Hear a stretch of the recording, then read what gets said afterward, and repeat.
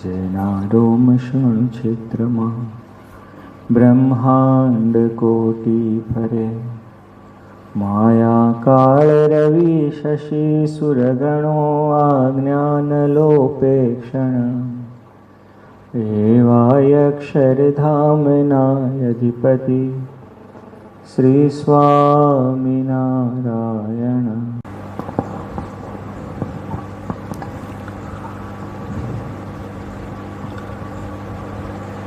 આપણા જીવનમાં જો આજ્ઞાને ઉપાસના નહીં હોય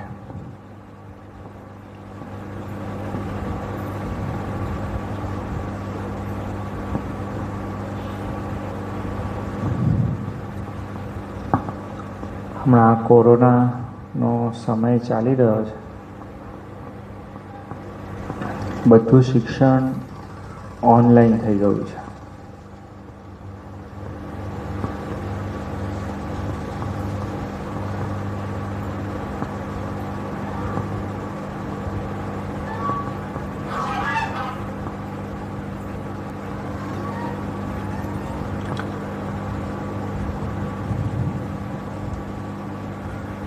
બધા પાસ પણ થઈ રહ્યા છે, પણ જોવા જઈએ તો બધું માસ્ક પ્રમોશન છે. બૌદ્ધિક કૌશલ્ય ખબર ના પડે.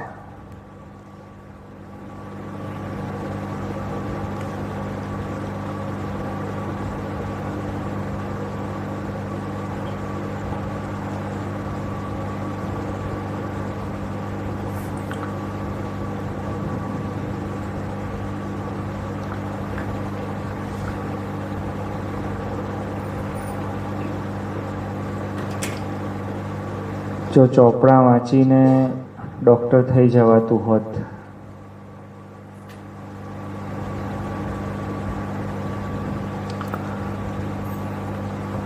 શાસ્ત્ર વાંચી વાંચીને જો પંડિત થવાતું હોત,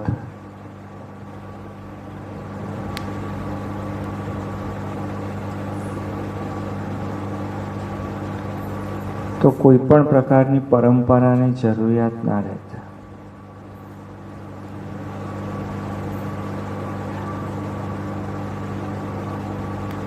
કોઈને ત્યાં લગ્ન હોય તો કેટલો ચાંદલો કરવાનો એ બાબતની પણ ઘરમાં ચર્ચા થાય. પછી વડીલ જે કહે એ પ્રમાણે એ ઘરમાં વ્યવહાર થાય.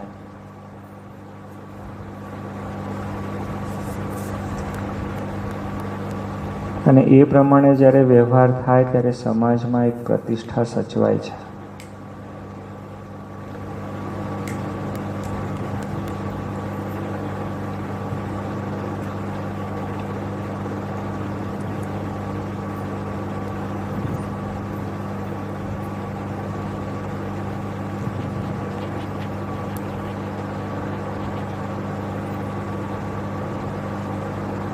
તો જગતની અંદર સ્વામીજી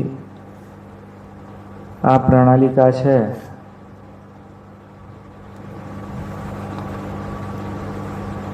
તો સત્સંગમાં જ્યાં જ્ઞાન પરંપરા છે કે જ્યાં ભક્તિ પરંપરા છે, ત્યાં એ પરંપરા સહજ હોય એ તો સ્વાભાવિક છે. અને એ જ પરંપરાને સ્વામીજી આપણે ગુરુ પરંપરા કહીએ, એને જ આપણે ઉપાસના કહીએ. ઉપાસના વગર કોઈ પ્રકારનો નિશ્ચય રહે નહીં. ભગવાન સ્વામિનારાયણે વાત કરી કે જેને ભગવાનનો પરિપૂર્ણ નિશ્ચય હોય તેના મુખ થકી જ કથા વાર્તા સાંભળવી, અન્યથા સાંભળવી નહીં. ગમે તેટલી સારી કથા વાર્તા કરતો હોય પણ જો એને ભગવાન સ્વામિનારાયણનો નિશ્ચય ના હોય તો આપણા હૈયાની અંદર એ નિશ્ચય પરિપૂર્ણ કરાવી શકે નહીં. કથાકાર તો બધા બહુ સારા હોય, પણ ભગવાન સ્વામિનારાયણે એટલા માટે વાત કર્યું કે જેને કલ્યાણનો ખપ હોય તેને એવા જે ગુણાતીત સાધુ હોય 5 ખાસડા મારે ને તો પણ સહન કરીને એમના ભેળા રહેવું. કેમ? કારણ કે એ સંત છે તે નિશ્ચયરૂપી જે ગર્ભ છે તેનું એ જતન કરતા જાણે છે. એટલે આપણે ગુરુ પરંપરાની નિશ્રામાં રહેવાનું છે. ઉપાસના વગર કોઈ કાર્ય સિદ્ધ થતું નથી. આપણને એવું થઈ જાય કે આપણે આપણું નવું ચલાવી દઈએ, હવે આપણે બહુ સમજી ગયા, હવે આપણે આમ બહુ સામર્થ્ય આવી ગયું,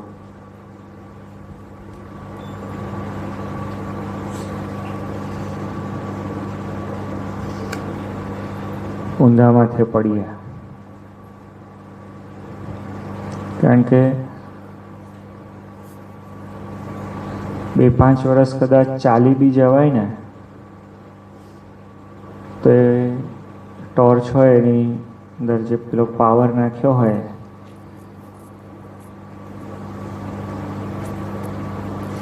એટલું સ્વામીજી ચાલે. સત્પુરુષના સંબંધ વતી, એના સંગ વતી, એની કૃપા વતે જ આપણાથી સ્વામીજી નિયમ, નિશ્ચય અને પક્ષ દ્રઢ રહે છે.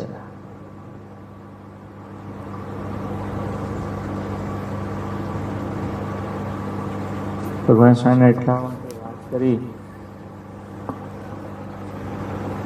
કે આ નરનારાયણ દેવ છે, એટલે ભગવાન સ્વામિનારાયણ પોતાની વાત કરે છે. એના પ્રતાપ થકી આ પૃથ્વી ઉપર બધા બ્રહ્મચર્ય પાળવાને સમર્થ છે, અન્યથા કોઈ પાળી શકે નહીં. સ્વામીની વાતોમાં વાત કરી સ્વામીએ કે આ કામ છે ને એ તો સૂર્યલોકમાંથી પસાર કરીએ તોય બળે એવો નથી. અને ગુણાનંદ સ્વામી મહારાજને એક ભગતે કહ્યું કે સ્વામી મારાથી તો બધા નિયમ પળાશે પણ એક કામાદિકનો નિયમ નહીં પળાય, કારણ કે મેં મારા જીવનમાં ભૂતકાળમાં બહુ ઉગ્ર ભોજનો, તામસી ભોજનો અને ઉગ્ર સંગ કર્યા છે, તે મારાથી નહીં થાય. ગુણાનંદ સ્વામી મહારાજે કહ્યું કે ભજન કરશો? તો કે હા મહારાજ કરીશ. અને ગુણાનંદ સ્વામી મહારાજે દ્રષ્ટિ કરી અને સ્વામીજી બધા સંકલ્પો વિકલ્પો બાળી નાખ્યા. તો જે કંઈ કલ્યાણ છે ને સ્વામીજી, એ કલ્યાણ ઉપાસના વતે છે, આજ્ઞા વતે છે. બાકી જોજો, આપણે જે કંઈ નિયમો પાળીએ છીએ એ આપણા માટે ઘણા મોટા હોય. ઘણા મોટા એટલે હિમાલય જેવા હોય. પણ કમ્પેરિઝન કરવા જઈએ જો બીજા મહાન લોકો જોડે, તો એ ઘરમાં ટેકરો હોય ને એટલા જ હોય. હિમાલયની વાત ના થાય. આપણા કરતાં ખૂબ સુધા સાદા નિયમો પાળનાર મહાપુરુષો પૃથ્વી ઉપર છે. અમે હમણાં પરિક્રમામાં હતા, કેવા કઠોર નિયમોનું પાલન કરનાર મહાત્માઓ આપણને મળે. પણ એમને નિયમો મળ્યા છે, મહાત્મય નથી મળ્યું, કલ્યાણના કરનારા નથી મળ્યા. અને કદાચ એમણે માન્યા હશે તો પણ એમને પ્રત્યક્ષ નથી મળ્યા. આપણને સ્વામીજી પ્રત્યક્ષ મળેલા છે.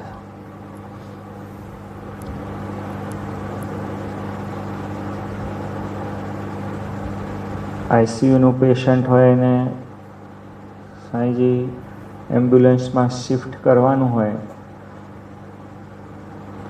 તો એમ્બ્યુલન્સ પણ મલ્ટિપલ જોઈએ.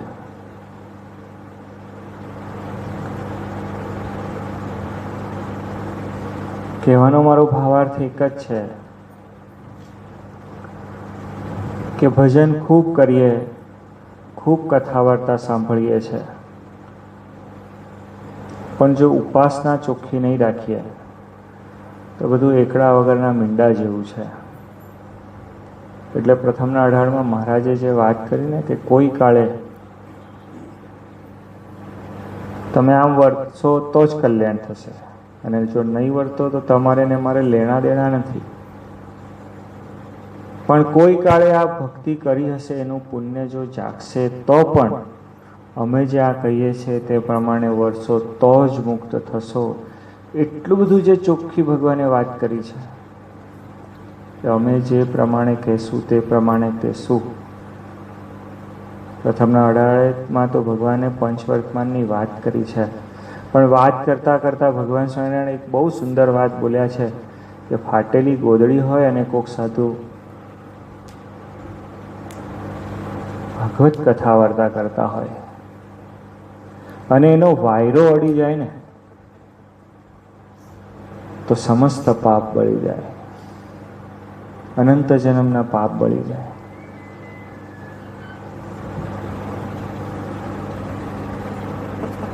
સ્વામીજી ઘણી બધી વખતે આપણે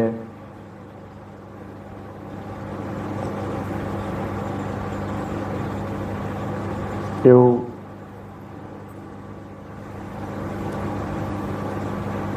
વિચારતા હોઈએ, આપણને અનુભવ છે એ વાતનો.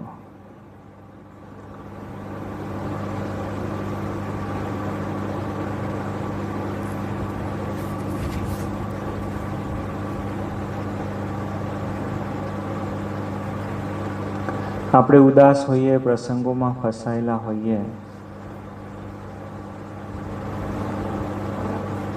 તો આપણને એક જ વિચાર રહે છે કે મને સ્વામીજી મળ્યા છે તો હું આમાંથી પાર જઈશ.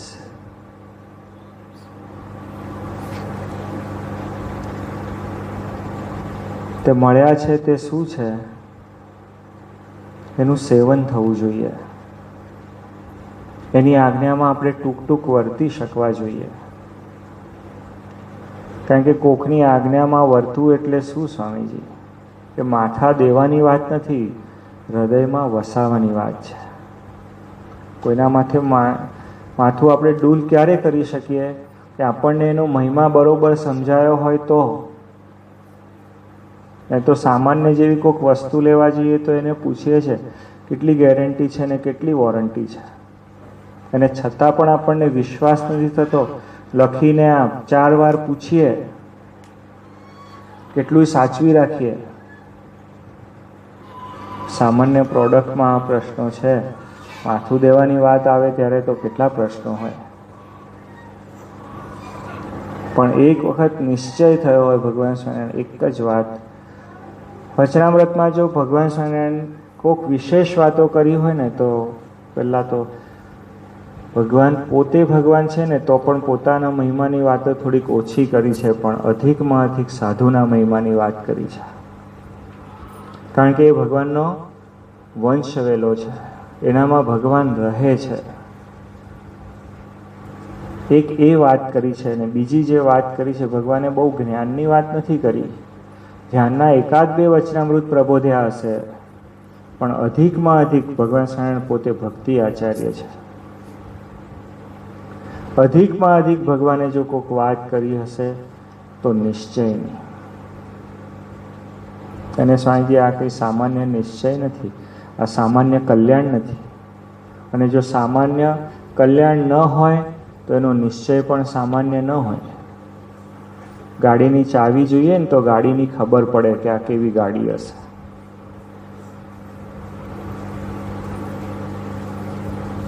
આપણને જે મળ્યા છે એ રહે છે માયા પાર. આવા કોઈને મળ્યા નથી, મળશે નહીં. મોટો લાવો લઈ કરી બેઠા છો સુખિયા થઈ. આ સ્વામીના પ્રતાપે કોઈ વાતે ખામી નવ રહી. આપણને એવા મળ્યા છે. અને પછી આપણે પાયો કાચો નથી રાખવો. 10માનું બાળક જેમ 10માના કોર્સનું બરોબર અધ્યયન કરે, 9માનું બાળક જેમ 9માનું કરે. કોલેજનો વિદ્યાર્થી હોય બરાબર પોતાનો સિલેબસ પૂરો કરે તો એમાંથી પાસ થાય. એમ સ્વામીજી ઝાઝા જ્ઞાનની જરૂર નથી, પણ ઝાઝી સમજણની જરૂર. ગુણાનંદ સ્વામી મહારાજ એટલા માટે વાત કરે કે 2 માળા ઓછી થશે તો વાંધો નહીં, પણ સમજણનું અંગ છે ને એ પરિપક્વ રાખવાનું છે. એટલા માટે જે વખતે ભગતજી મહારાજ ગુણાનંદ સ્વામી મહારાજ પાસે ગયા તો ગુણાનંદ સ્વામી મહારાજને વાત કરી કે સ્વામી હું વડતાલ ગોપાળાનંદ સ્વામી મહારાજ પાસે રહેતો. ગોપાળાનંદ સ્વામી મહારાજે મને તમારી પાસે મોકલ્યો છે, હું આવ્યો છું. ગોપાળાનંદ સ્વામી મહારાજે પૂછ્યું કે શાના માટે આવ્યા છો? તો કે ભ્રમરૂપ થવા માટે આવ્યો છું. ગોપાળાનંદ સ્વામી મહારાજ કે ઠીક. તો કે સામે પેલો ચૂનાના પથ્થરની ઘંટી દેખાય છે? તો કે હા. તો કે જાઓ ચૂનો ભરડવા માંડો. એટલે ભગતજી મહારાજ ઊભા થઈ અને ચૂનાની ભઠ્ઠીએ બેઠા. એ આજુબાજુમાં સંતો મુક્તો બેઠા હોય, વાત સાંભળતા હોય. એટલે એમાંથી એક હરિભગતે કહ્યું કે સ્વામી, એ તો ભ્રમરૂપ થવા માટે આવ્યા, તમે ચૂનાની ભઠ્ઠીએ બેઠા. તો કે આ સાધુ તો પથરા ઉચકાઈને પણ ભ્રમરૂપ કરે એવા છે.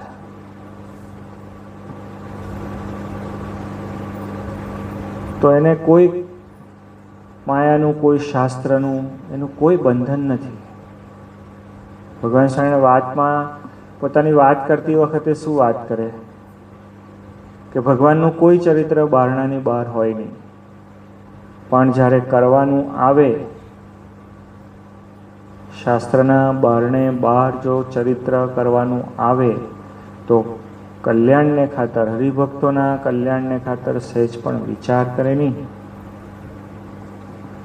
કે આ યોગ્ય છે કે અયોગ્ય છે. આપણા માટે ભગવાન સ્વામિનારાયણે સંકલ્પ કર્યો છે કે તલ માત્ર કસર રહેવા દેવી નથી. તલ માત્ર તમે વિચાર કરજો, આપણે ત્યાં જે એક ભગત આવતા હતા, સ્વામીજી એમના આખા શરીરે કંઈક સ્કિન ડિસીઝ એવો જબરજસ્ત થયો. સ્ટ્રોથી તો પાણી પીવું પડે, હોઠ પણ બાકી નહીં રહેલા. હોઠ પણ બાકી નહીં રહેલા. કેળાના પાન પર તો એમને સુડાયા હતા. ચાદર તો ચોંટી જાય. અને ખૂબ ભગવાનની કૃપાએ કરીને સારું થયું. આ તે હાલતા ચાલતા પછી એ ઠાકોરજીને દર્શન કરવા તે એક ગાલ ઉપર અહીં થોડુંક રહી ગયેલું.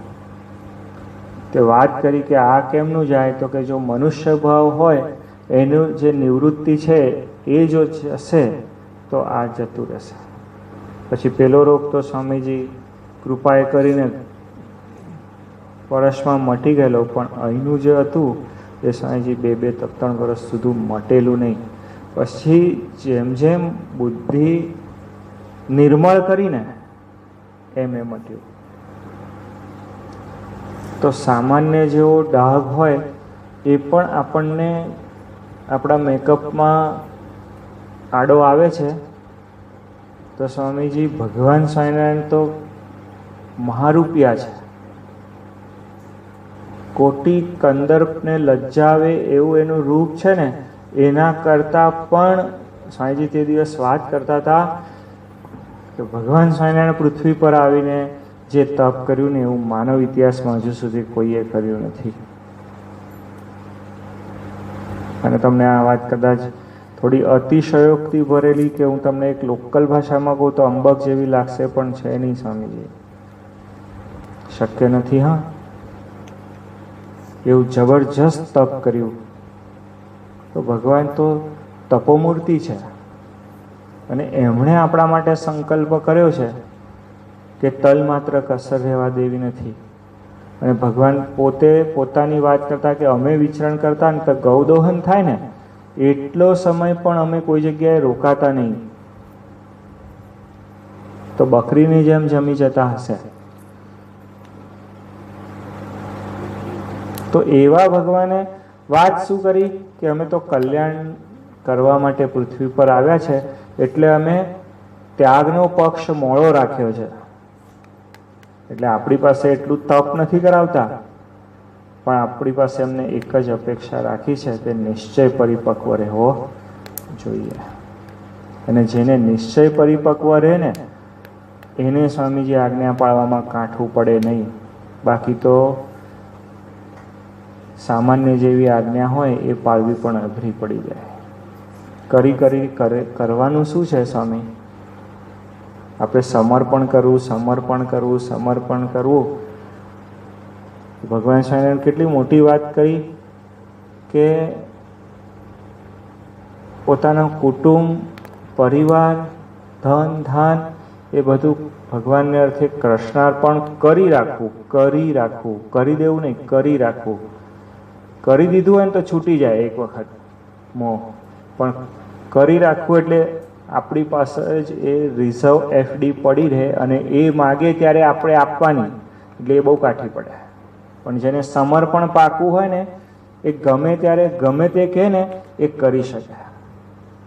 એટલે વાત અહીંયા ભક્તિની છે, અહીં વાત કેવળ મુક્તિની નથી. તો આપણે એ વાત ખૂબ અંતરથી સમજવાનો પ્રયત્ન કરવાનો છે.